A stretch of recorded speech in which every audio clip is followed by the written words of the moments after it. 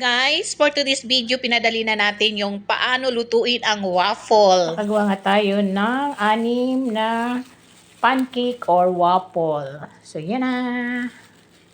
Guys, gagawa tayo ng waffle. Ito yung 2 cups na all-purpose flour. Tapos, maglalagay tayo ng itlog, 2.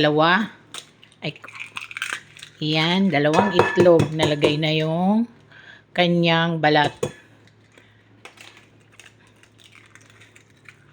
Yan. 4 teaspoon baking powder, pinch of salt to taste, 6 tablespoon oil or butter, 2 cups milk. Kahit anong milk ay pwede basta evap or fresh milk. 4 tablespoon sugar, brown sugar ginamit natin.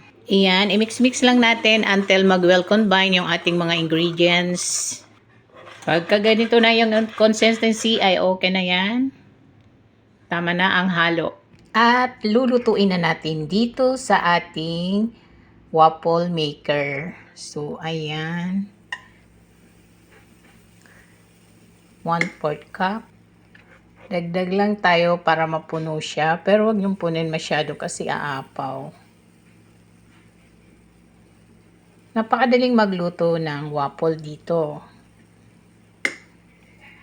Tapos, tatakpan natin. Ayan na, start na siya magluto. Ayan, nakaluto na tayo ng 3 walang pampakulay. At dito naman sa 4 na salang natin, lagyan natin ng konting kulay.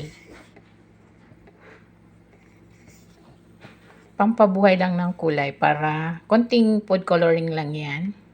At ayan, takpan natin ulit para maluto. Una, napakadali lang talaga dito magluto. Ayan, sa paghahango naman, non-stick kasi kaya napakadali lang din. So, ayan.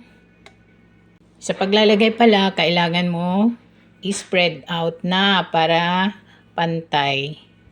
Kasi yung iba minsan may butas-butas. Siyempre, mas okay naman yung lahat may laman. Ang laman pala niya ay 2½ na tig 1/4 cup. So, 1/2 cup and 1/8 cups ang laman niya.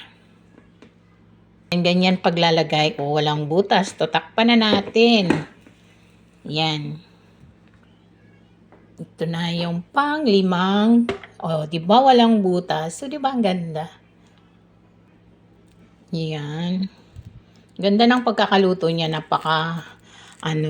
delicious tingnan. So, mas lalo pag kinain na. Tapos, wala pang kahirap-hirap sa pagtanggal. Yan, ang bilis lang, kasi non-stick siya. So, ayan. Okay, done. Pag wala naman kayong waffle maker ay okay lang, gawin nyo na lang pancake. Pwedeng-pwede po.